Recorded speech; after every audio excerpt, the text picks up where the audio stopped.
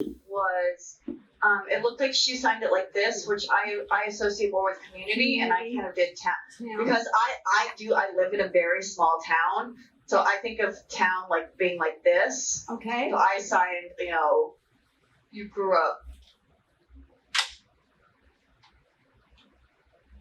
Good. Yeah, as long as you, Misty.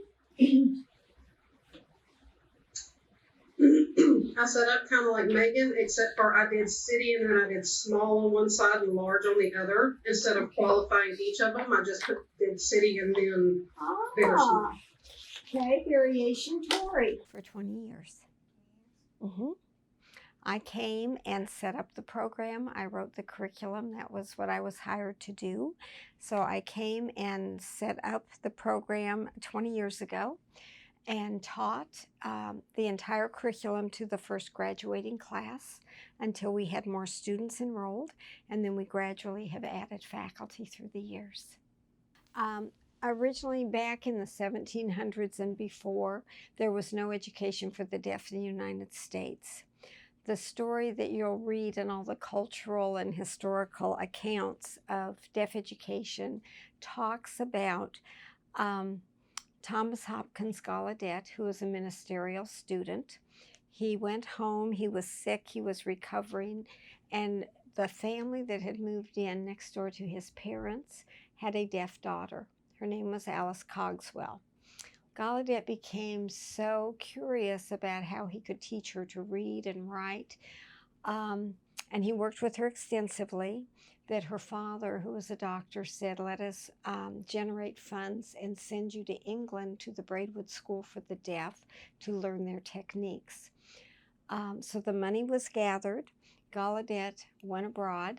When he got to the Braidwood School, I've heard two different accounts. Braidwood School was an oral approach. It wasn't a sign language one. I've heard one that they said there's not enough time to teach you what you need to learn to take back to the United States. And then I've also heard that they were contemplating setting up their own school in the U.S., so they didn't want to help him. So to make a long story short, while he was in England, there was a group touring from one of the schools for the deaf in France, and they used French Sign Language. At that time, Gallaudet became friends with Lorraine Clark, who was deaf himself, who was a teacher at the school, and Gallaudet was so impressed with their methods that he convinced Clark to come back to the United States with him to set up the first school for the deaf. On the way back, Gallaudet learned some of the signs. Clark learned some English. They came back to the U.S. and founded the first school for the deaf in West Hartford, Connecticut. The students who came to the school, primarily a good number of them, were from Martha's Vineyard, where a number of Kentish people had migrated. Because of the intermarriage, there were a number of deaf people on the island, so everybody signed. Hearing people signed, the deaf people signed, and they had their own language system. Those students, when they came to the first school for the deaf, brought that sign language with them. The French Sign Language combined with it together, and those were really the origins of American Sign Language that then spread out through all the residential schools for the deaf throughout the country. It's extremely complex. It has its own grammar, its own syntax, its language in its own right. It is not international. Although some signs are iconic, they look like what the word would represent. Not all are. But it is a very comprehensive language, very expressive, and very challenging. I'm Jennifer Beal. I am an associate professor here at Valdosta State University. I actually graduated from VSU back in the day, and I am my 7th year of teaching here for deaf education courses and some ASL courses.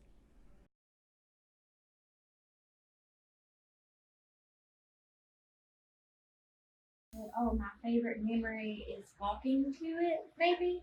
And I wanted to establish like the grocery store, and then 4 blocks we walked to. That's my fondest memory.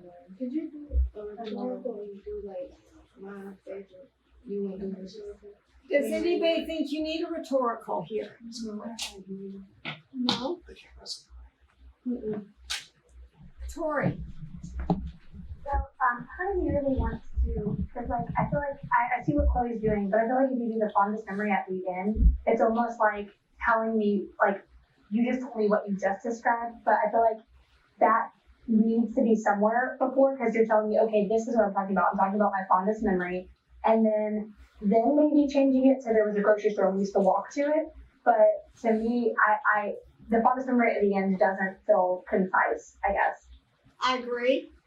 Now, let me ask you all, before Danielle adds, what is your sign for blocks? You have a different sign than I've seen for blocks. I don't like this spell. She has lines. What does anybody do for blocks? You all use lines? I think I used like this when I was actually signing. Lines. You spell it, Angela? Yeah, I've seen the blocks and then just draw one and then 1, 2, 3, 4, just show it. But I hadn't seen just lines. I would probably set up the block first and then progress them out. Danielle, what did you want to add?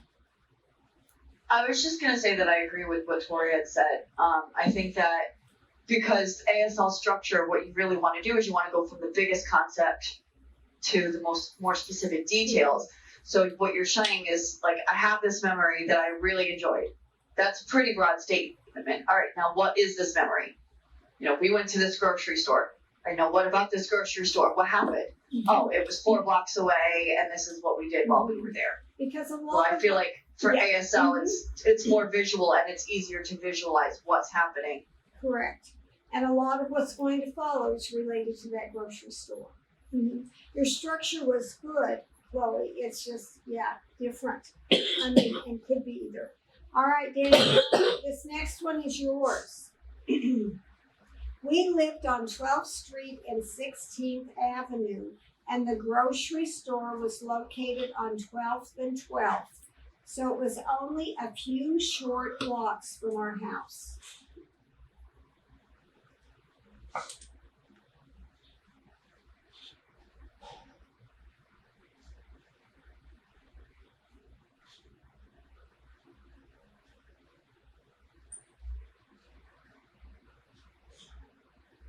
Okay, back up. Try again.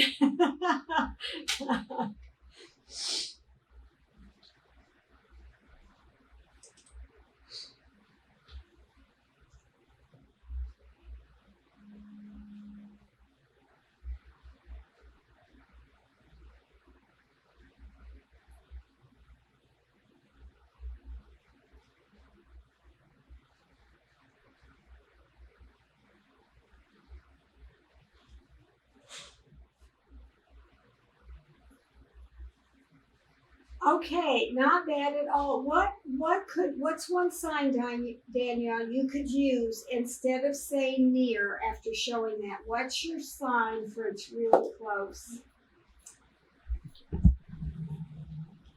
Yeah, from my house to this grocery store. Good setting things up. Here to here. Okay, good.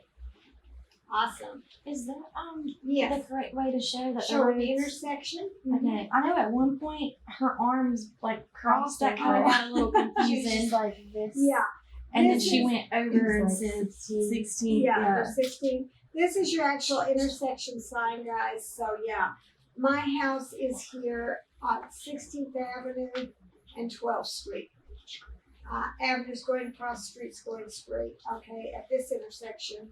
And then the grocery store, 12th and 12th. So from here to here, yeah. So basically you've got it. I'm compressing it a little bit more, but instead of the near and the actual showing, I'd make a direct line and then, nice. All right, Misty, it's yours. The best part about I have a question real quick. Yes. I have a question. Okay. Instead of doing intersection, would it be okay to do corner? That would mean I lived on the corner. And I didn't.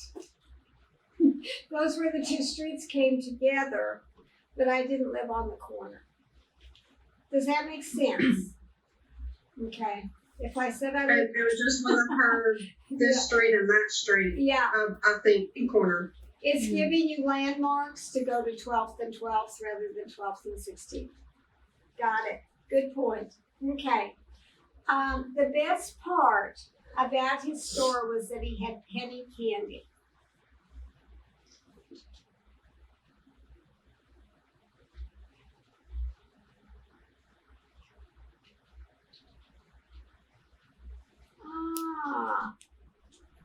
Let's talk about this.